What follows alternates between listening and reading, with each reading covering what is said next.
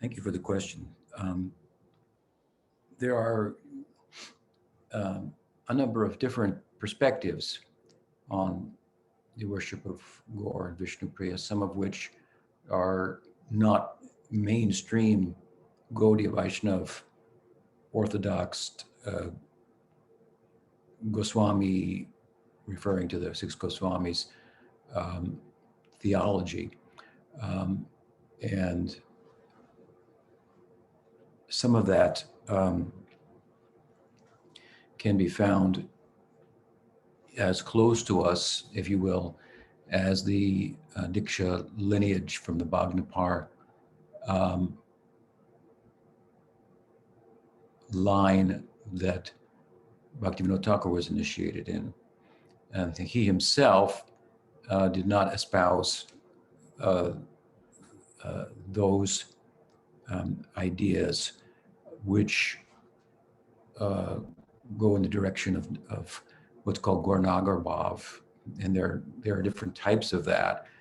So, for example, one type is the idea of having some swarup as a maid servant of Vishnupriya and worshiping Chaitanya Mahaprabhu as Manjaris serve Radha and worship Krishna. So this is not taught by Bhaktivinoda, but I bring it up because there are books out about that. There are persons from the international, devotees from the international community that was spawned by our Paribar of Bhaktivinoda coming through Bhaktisiddhanta Saraswati Thakur and my Guru Maharaj, that have subsequently, gotten involved with such teachings and so forth. And I really don't choose to say much more about them other than they're not something that that Bhaktivinoda Thakur himself embraced, and in fact he in some ways spoke in opposition to that type of that perspective on Gaur Vishnupriya. But there are a fair number of devotees who have some love for Chaitanya Mahaprabhu, and they look at it like that. Now, again, it's not the orthodox position coming from the Goswamis. You won't find any teachings of theirs along these lines in Bhaktivinoda Thakur, despite coming from a paribar in which those ideas are espoused. I don't necessarily, I'm not sure that Bipin Bihari Goswami espoused those, but they're there in some of the early literature, some of which was critiqued even by Bipin Bihari Goswami and questioned in his mind as to the authenticity of some of the things that are written in those texts, and suggesting that they were interpolations and so forth. Whether it refers to this particular issue, I can't say, but with regard to Bhaktivinoda himself, he did not espouse those types of ideas. Rather, instead, he taught that the worship of Gaur and Vishnupriya is a form of worship of Chaitanya Mahaprabhu in Vaidhi Bhakti. And so it's a form of reverential love, and it would seem that there's a corresponding dimension in uppercut, an unmanifest world, for that type of worship. And I believe, Padmanabh Maharaj, you may remember, it's been so long since I've been there, which is certainly my misfortune, but in Navadvip or in Mayapur, I'm pretty sure that Bhaktivinoda Thakur established a deity of Gaur and Vishnupriya at the Yogapith.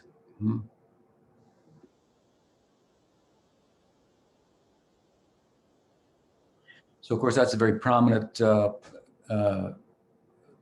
place in Navadvip. And And why he did that, I never researched that. Um, um, but I think that perhaps he was looking at it as the birthplace of Chaitanya Mahaprabhu, which he was uncovering, and um,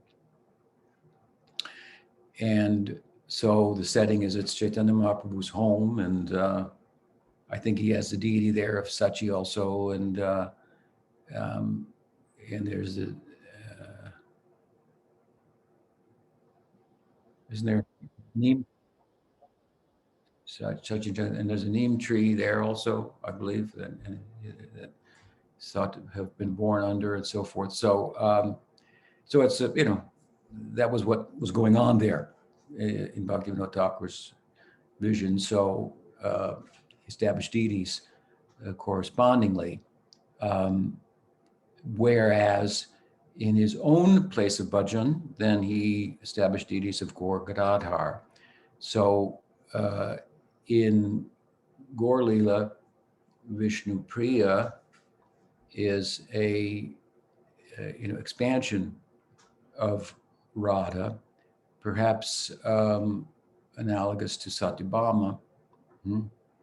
In Dwarka, there Krishna is with Satyabhama. There is some Aishwarya to that. It's a higher form of Vaidhi Bhakti. Maybe it could be mixed with Rag as well. But comparatively, then Gadadhar is Radha in Gaur Leela directly. And so Bhaktivinoda Thakur established deities of Gaur Gadadhar and worshipped them at his place in Godroom, from where he had the vision of Mayapur standing on the roof of his place there, and then confirming that as well with empirical evidence from maps and historical reports and so forth. Again, he established the birthplace of Chaitanya Mahaprabhu. So in his own place, he worshiped Gaur Gadadhar, and that is the worship of Chaitanya Mahaprabhu in Madhurya Rasa in pursuit of Rag Marg instead of pursuit of the Vaidhi Marg and so reverential love. So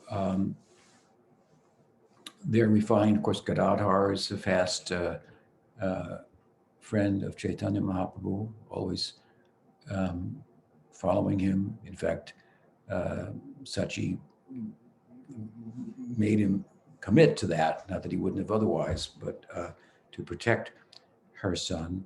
So he's always following Chaitanya Mahaprabhu, who is in pursuit of the bhav of Radha, that's the possession of Gadadhar, who is gradually, you could say, poetically speaking, gradually giving it, transferring it to Chaitanya Mahaprabhu as he becomes more qualified in terms of how his Leela is also a teaching Leela for us. And he leaves Navadvip and seriously pursues Radha Bhav. Not that he doesn't experience it, obviously, in Navadvip as well, that Navadvip is the goal. Not Jagannath Puri. Jagannath Puri is a place from which we are taught through Chaitanya Mahaprabhu's example to enter into Navadvip. So at the same time, of course, Gadadhar it's very apparent that in Gaur Leela he has some Dasya Bhav for Chaitanya Mahaprabhu also. And so Bhaktivinoda Thakur taught Dasya Bhav to Chaitanya Mahaprabhu, and then in Rag Marg we'll have Gopi Bhav or Gopa Bhav in the Braj Leela. So given that perspective of Bhaktivinoda Thakur, we don't find the proliferation in our line of Gaur Vishnupriya deities, but he did establish them in Yogapith there at the birthplace of Chaitanya Mahaprabhu, and I think again likely because, well, this is where he lived with Vishnupriya, right, and Sachi and Jagannath Mishra and so forth. So to commemorate that. So does that help? Are there any further questions that brings up or comments? If so, I'll take those before going to the next question.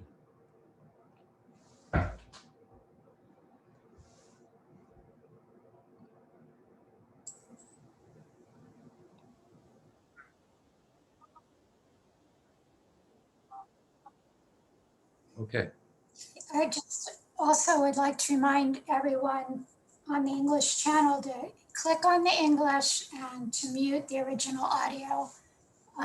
So you'll be able to hear the questions coming from the other side. So Uddhava, you want to unmute yourself and ask your question? Maharaj. Hello. You can hear me? Yes. Yeah. Okay. I wanted to know more about the catur-vyuha, the four manifestations, that come in 2 times, because I never hear so much information about them. About What's Sadhuja? their importance? The catur-vyuha, like the Vasudeva, Sankarsana, Aniruddha. Catur-vyuha. Yes. Catur-vyuha. Yes. Well, the vyuha concept is something that is very, I think, prominent in the Sri Sampradaya, and in Gaudiya Sampradaya. We also find this idea, but basically, for the purpose of pastime, we find that Krishna expands himself in the spiritual world. This is outside of the avatars, which avatars are descending from the spiritual world and appearing here. So within the realm of Leela, from Goloka to Vaikuntha and everywhere in between, Krishna's there in some form or another. So in Braj, he has the need, if you will, or for the sake of Leela, Balaram is manifest. So there we find fraternal love. Krishna has almost a twin brother, is thought. And then the two together depart to Mathura, and there they take on a disposition and appearance that corresponds with the love in that area, which is different than the rural setting in Vrindavan, which is more intimate. Krishna's Kshatriya sensibilities, for example, and Balaram is the son of Vasudeva. Krishna's the son of Vasudeva and the son of Nanda. Balaram is also the son of Nanda by the measure of affection, but I'm just seeing one thing. You'll have to excuse me. I'm running out of battery, so I have to get my cord and plug it in, or we'll lose you altogether. So, commercial break here. Okay. Ernest is coming out of the milk room. He will get it, so we can continue. So, so in Mathura, then the Kshatriya disposition of Krishna and Balaram is manifest, and they become more princely, if you will, and there they have devotees who love them in that mood. And then when going to Dwarka, that's good, yeah, thank you. To Dwarka, I should say that the Balaram and Krishna of Mathura and Dwarka, they are sometimes referred to as Sankarsana Balaram and Vasudeva Krishna. So Vasudeva Krishna is kind of connecting him with Vasudeva and the birth in Mathura and so on, and the Kshatriya disposition and so forth. And Sankarsana Balaram. So they go to Mathura, go to Dwarka. And then in Dwarka, Krishna has sons and grandsons. He has many wives there. And those sons have a certain type of dasya bhav for him as the father. It's peculiar, but interesting. And among them, Pradyumna, sons, and Aniruddha, grandsons, are manifestations of Krishna himself, who then complete the catur-vyuha. Catur means four, vyuha, four expressions of divinity. And so they're there for pastimes. These are expansions for pastimes.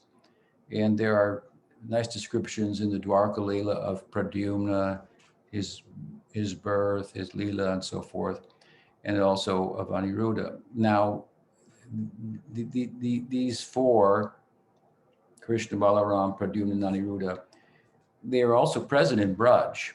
Krishna and Balaram, obviously so. As far as Pradyumna goes, there's reason to theologically to identify him with Ujjwal, Saka, one of Krishna's dearest friends. And Aniruddha, I think still needs to be located, but they're fully manifest there before. But this is for pastimes. And there, Balaram is called Mool Sankarsana, so the root.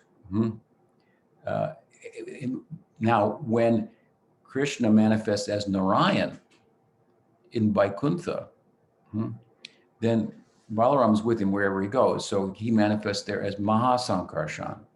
And Aniruddha and Pradyumna also manifest there. So in Vaikuntha, you have these four. And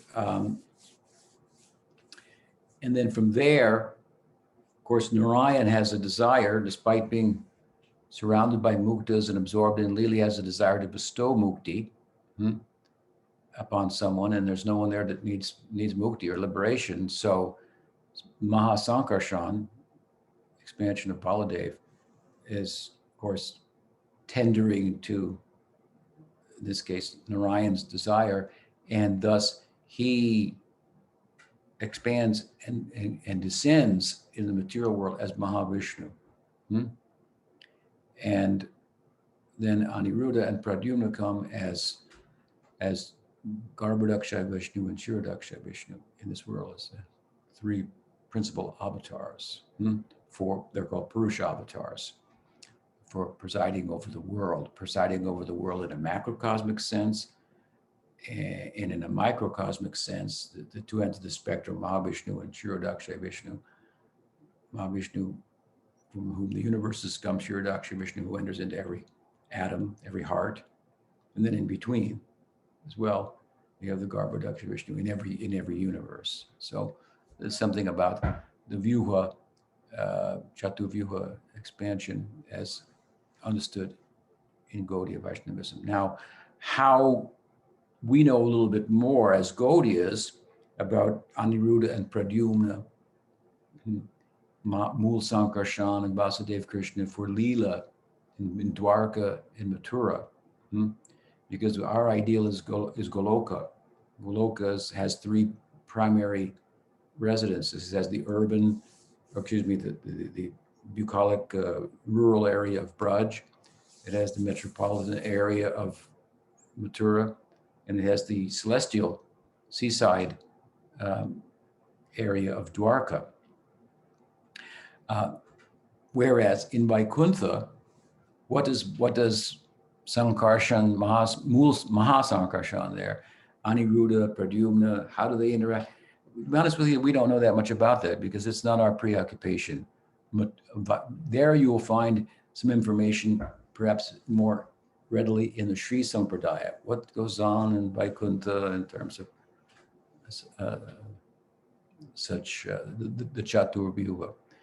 Relative to that said, relative to our ideal, also we do find that the Mahasankarsana spoke the Bhagavatam to the Kumaras. It's mentioned as Krishna spoke in essential verses to Brahma. Mahasankarsana spoke to the Kumaras, and that's the Kumara Sampradaya, another Ragmarg Sampradaya. So there's some information about it. Does that help? Yes, thank you. I was reading Chaitanya Charitamrita, so it appeared in the first chapter. Yeah. Again about that, and I didn't know so much, so I wanted to at least to get a general idea. I hope that helps. Yeah. Yes, thank you. Okay. What else? That's very good. Tadas, mute yourself. Hare Krishna, Maharaj. So recently, together with my wife, we started to read Nectar of Devotion, and we got to the chapter 8, offenses to be avoided. And well, there are like plenty of offenses, and like, if I can say so, some of them are quite reasonable, but others are quite strange. And we stuck with a couple of them, and now I have a task to get an answer from you about them. So yeah, so basically there are two offenses, and they both are related to death.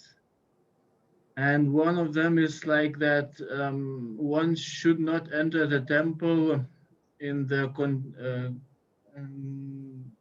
in a contaminated state. And basically they say that when somebody dies in your family, so according to your caste, you get different period of times when you are contaminated and you cannot enter in a temple. And another one is you can't enter the temple if you saw a dead body. And like, we cannot digest that because we both grew up in Catholic society, and here, when somebody dies, so all relatives go to the church and they bring coffin with the dead body, they put it in front on altar, and they together listen to the mass to like a couple hours, and then go to the like some other places.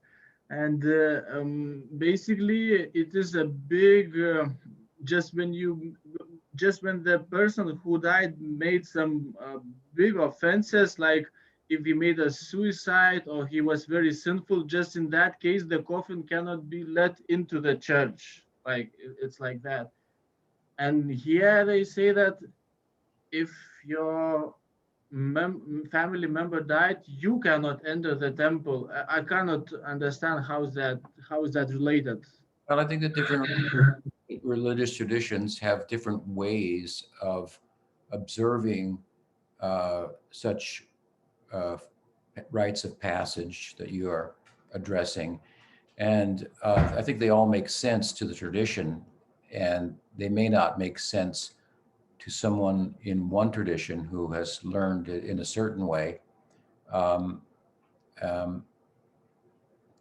if you look at the culture and so forth, it's not as it would seem. For example, let's say you have the Catholic perspective, and then you hear, oh, they don't take the body in there. How terrible that is.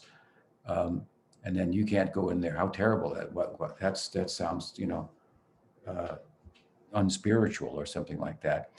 But what might be lacking from that perspective is compensated for by the nature of the rite of passage itself and how it is performed. So it's a very sacred, event that's that from a religious point of view in Vaishnavism, as well as it is in any other tradition, and observed with ritual, mantra, and there's a different conception of what the body is also.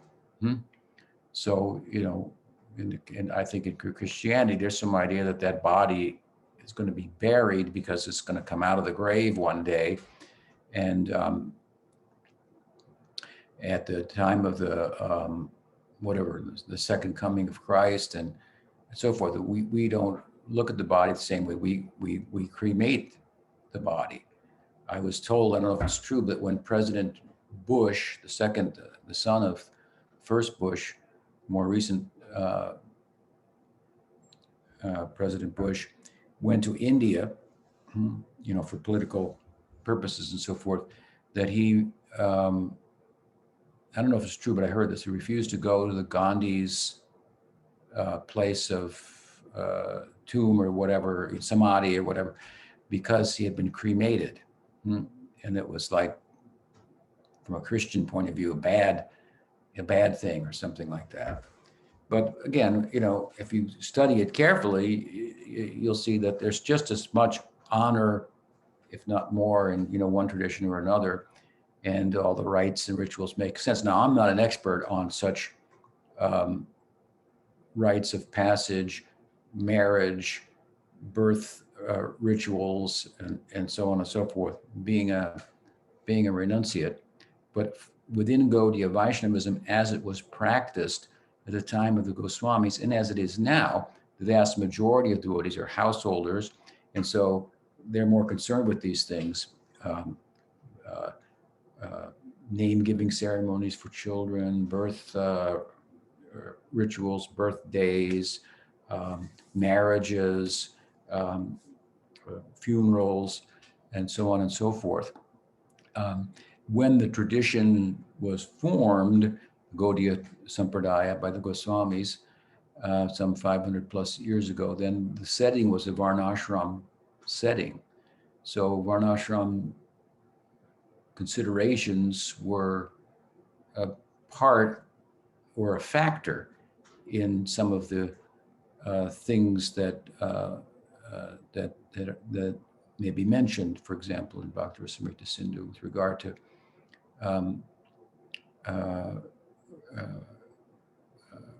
well, as you bring up rites of passage and so forth.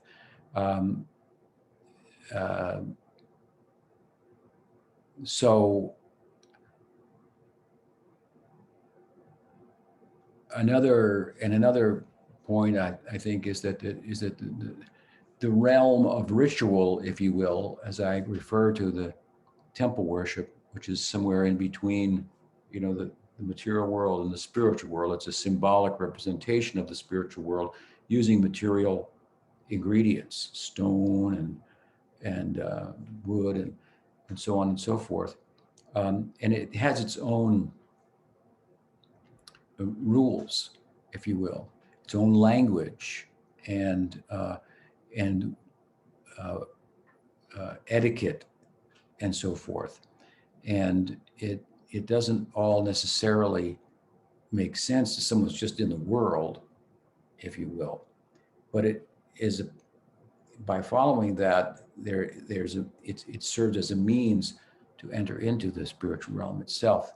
That said, some of the rules given may not make as much sense because, again, they're given in a different culture, like you shouldn't wear red or blue. I think maybe those were the colors of royalty at the time.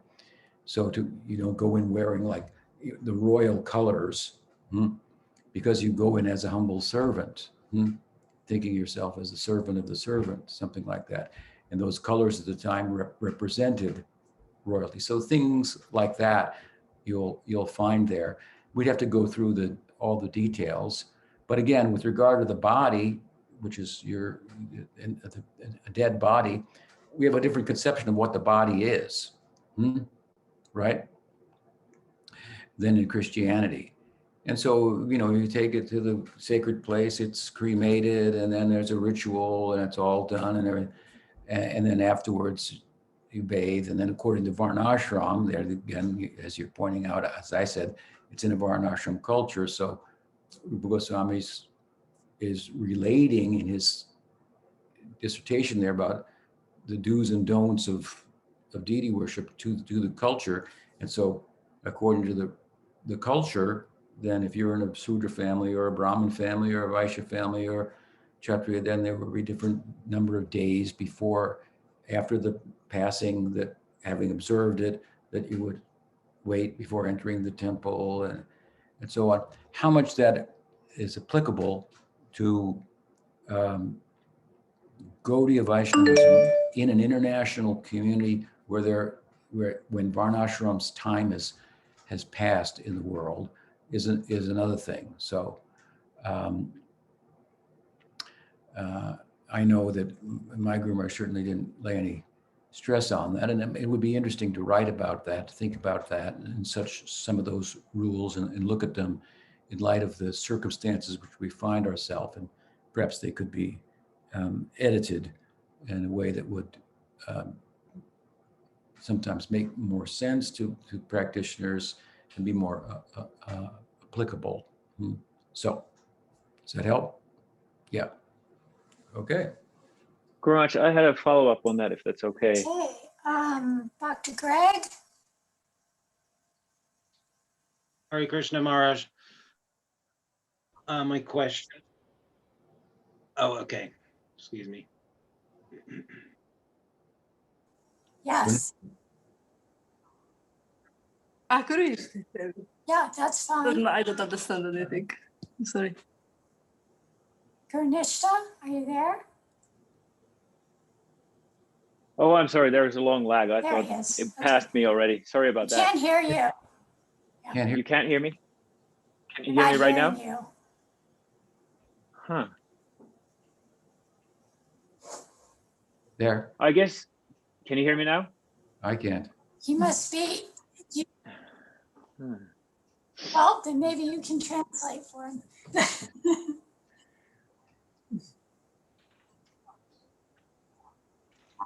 He can just come in. I'll ask directly.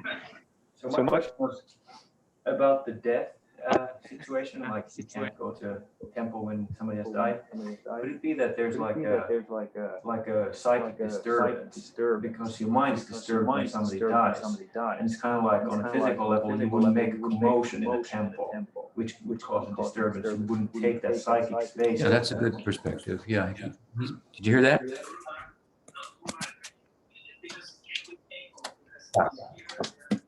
Made the comment, and it's a good comment, that it may be relative to the idea of not entering the temple after the passing of a relative for a certain number of days. It may be relative to the psychic composition or emotional state of someone who is attached to a relative, like everyone is, and they pass away, and not to bring that, so to speak, into the temple. Let that pass, and then enter and approach the deity in a calm state of mind, so to speak, composed state of. So that may be a factor in behind that rule, if you will. So what else? Dr. Greg? Yes. Hare Krishna.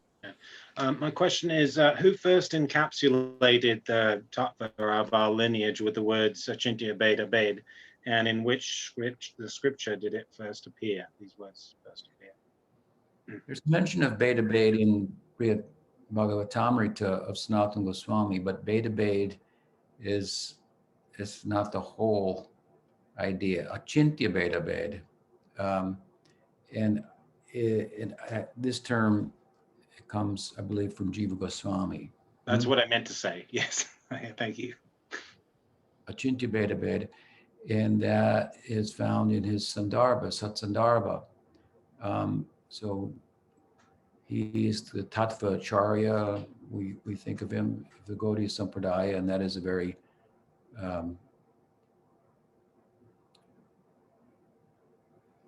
not essential is not even a good enough word, but foundational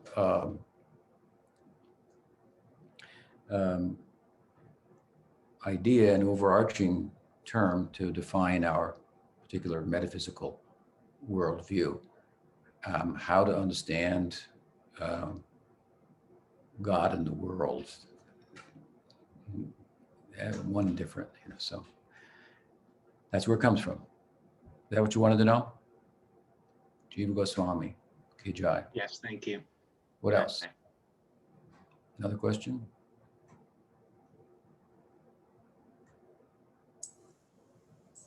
Yes, Brigu. Fine. Hare Krishna, Dandavats Guru Maharaj. I have a follow-up question to the question about death and rituals around death. In general, what would you say, Guru Maharaj, about doing rituals of this sort, samskaras and name-giving rituals and so on? Is this something that you think that is of relevance for Vaishnavas today, even in the Western world? Well, I think that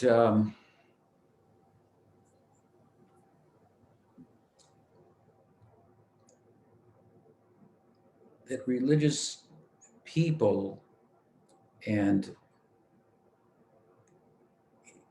by religious people, I refer to the householder community whose religion is Gaudiya Vaishnavism. They're still in the world. They're practicing Gaudiya Vaishnavism. They're not an ascetic who's left the world and for whom there are, these things aren't concerns. Birth and name-giving ceremonies for children and so forth and so on. So for them, all those things are, significant events. Your children are born, your children get married, your father passes away. These are so central to household life.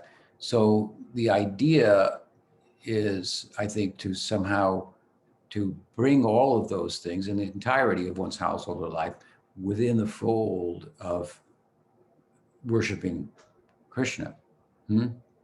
So, for example, I'm sure you're aware of it. There's a book that said to be authored by Gopal Bhatta Goswami, in which he gives a way at the time for Gaudiya Vaishnavas to participate in all of those rituals, which within Varnashram would involve worshiping different gods and goddesses for this and for that, and doing it all with mantra and glorification of Vishnu. So bringing all those rites and rituals and of daily life and so forth within Gaudiya Vaishnavism. So that's kind of an example of how Gaudiya Vaishnavism in its early days did that in relation to the social religious system of the time. There wasn't no other system. So we're in a different system. We have no system. So of sorts, there's no varnashram. So the question is, how significant are those, or how vital or how important they are, and so forth. Well, I guess there's a couple of ways of looking at that. One is to try to bring the fold of the religious community more into that that culture, and to draw things from that, how these things were thought about and conducted in Gaudiya Vaishnavism in the past, and try to bring the members into that. And so you're going to have marriages like that from the book, and I that's certainly what Prabhupada wanted to do. And I think that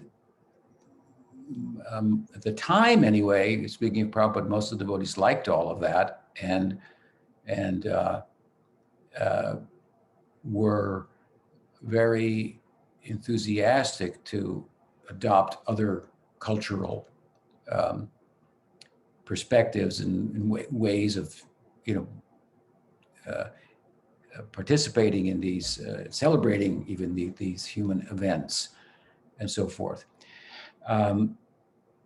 things have changed a bit now, it seems, and there's, I'm not in the world that much, but it seems like there's more of a moving away from that, and I think that's fine, but not at the cost of what's essential to Gaudiya Vaishnavism. So you could move away from such things at no loss, essentially. But if you, at the same time, as a result of that, are taken out to sea, so to speak, by the current of the world today, to the extent that essentials within the teaching, what constitutes a life of a sadhaka, are on the wane, that would be very unfortunate. And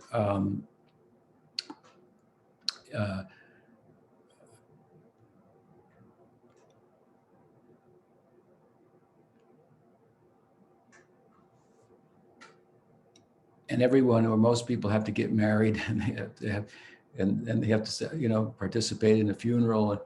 So you have to come up with some way to do that. I mean, if you could just plug into the local culture and how it's done, that doesn't seem to work that well for reasons we were just even discussing.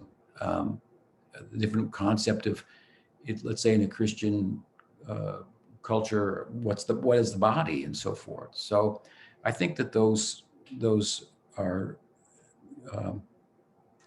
if you look at the birth, name giving, marriage, funeral, I think there's more a place. We're Hindus. That's who we are. We are Hindus. We're Hindus, and we're not Hindus at the same time. So I think that from speaking for myself, I'm a Hindu, convert, and I think that we should embrace a Hindu way of participating in those rituals, and more a Gaudiya way as far as possible. I think there's a place for some devotees have a penchant for that. You're a little bit of a ritualistic minded, person. So to oversee, and preside over such events and so forth, I think that there's a place for priests, I guess I want to say, like that. I think it would be hard, to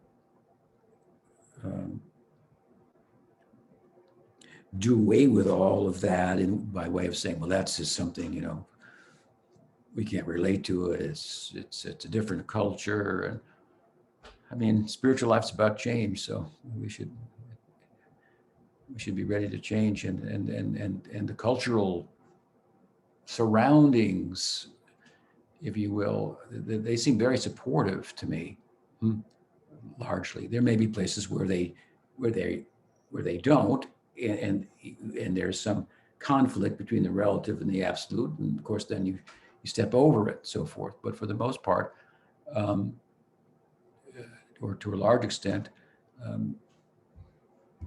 it's a modified way, and I gave the example of what that book of Gopal Bhatta Goswami, he did it there. That should be done. So that's my thought on it. Does that help? Yes, thank you, Guru Maharaj. Yeah, and those are really significant events in a householder's life. So if those events can be tied to who they are in their ideal and what they're pursuing ultimately as a transcendentalist and so forth, then they're called samskaras, right? They're very impressive. They leave a big impression also on those who participate in them. So they're like milestones in someone's life. So to tie them into Gaudiya Vaishnavism seems to me to be a very good idea through through ritual and so forth. And I've seen also some prominent figures, movie stars, who became Hindus and then got married, and they did a Hindu marriage and so forth. So I think it's beautiful. I was traveling once, I've told the story before, I'll tell it again, it comes to my mind. In riding on a rickshaw, I should say, in Vrindavan, we were on the way to a temple for darshan. And there was a brahmachari sitting in a rickshaw with me. And then we got interrupted by the Verma band, which is a famous band in Vrindavan. When somebody's married, the Verma band is hired, and then they come parading down the street. So here they come parading down the street, and then the groom is on a donkey or a horse, riding with a turban and everything. And there's a whole, everything stops. Nobody can get through. So everything just, and everybody knows so-and-so is getting married to somebody else. And it's a big celebration. It's being broadcast everywhere throughout the village. So as we were interrupted from being able to proceed on to the Arctic, the brahmachari with me was upset. And he said, "Oh, this is Maya, interrupted by Maya." I said, "No, it's not like that. You shouldn't see like that. Here, that this is a very nice thing. They're announcing to the whole world, this guy belongs with this gal belongs with this guy.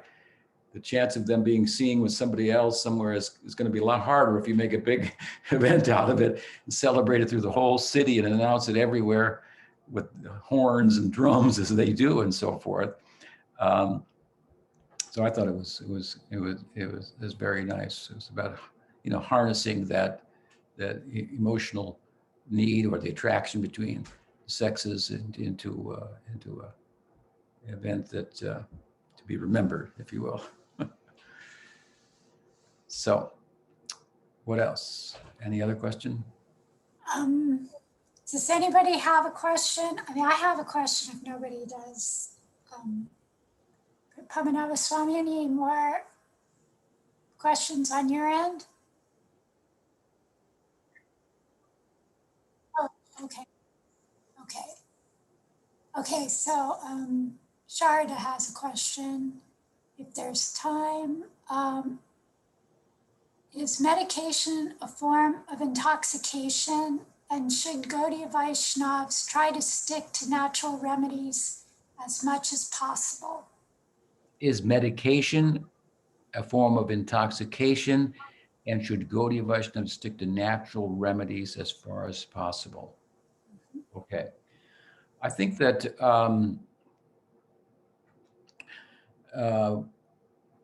Prabhupada's view on medicine was whatever works, really. He had his own particular liking, and he was a little,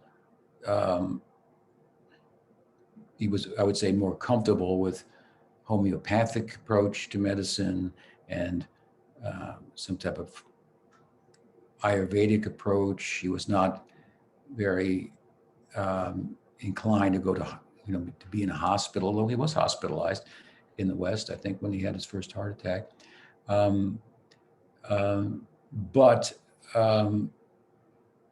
his overarching perspective was whatever worked. I would say that with regard to health, there's no one size fits all. I wouldn't dismiss modern medicine as just being something bad or demonic, but it may be such that it doesn't even, well, I should say the contrast between holistic medicine and what would you call it, allopathic medicine? The bridge between these things has narrowed, actually. So you can find physicians who incorporate holistic sensibilities into their allopathic treatments, prescriptions, and in service to their constituents. So there is there has in the past been an extreme, I think, of as a result of the results of modern medicine moving away from everything that came before that. But it was seen to be that something maybe have been left out, something of value maybe there that we're not taking into consideration, and so forth. It's similar to how in academics it used to be, well, whatever the people who are let's say from a religious point of view, whoever the practitioners, they're subjectively involved. We can't hear from them what it's about. We have to look at it objectively. Then it's realized, well, maybe there's something they're getting that we're not getting also. So it's come together to some extent. But I wouldn't out of hand say, no, medication is not intoxication. In fact, something that might be intoxicating otherwise, if it's good for your health, then you have reason to take it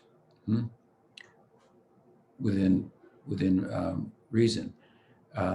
That's true with dietary restrictions. Let's say, for example, the dietary restriction involves not eating garlic. So let's say it's not offerable to the deity, but it's good as a medicine for something that you have, then it should be taken for that.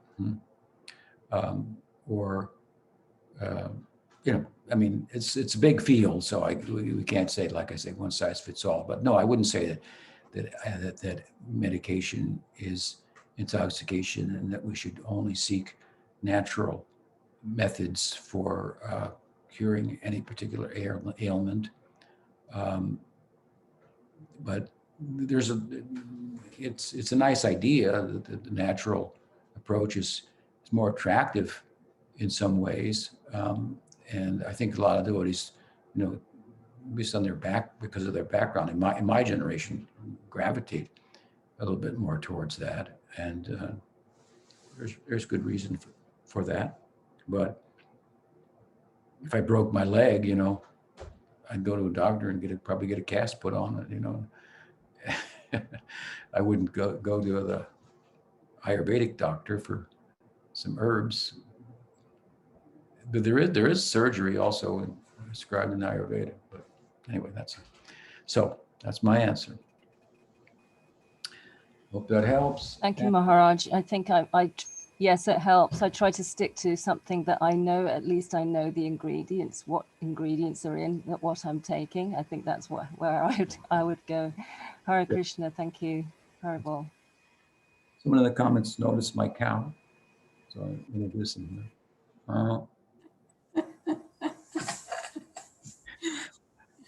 Nice to be with you all. Wonderful. So Thank you so much. I guess we'll be together on Thursday for the Nityananda Trayodasi. Gaur Bhakta Vrinda ki jai. Deva ki jai. Jai, Jai. Jai Maharaj. Thank you.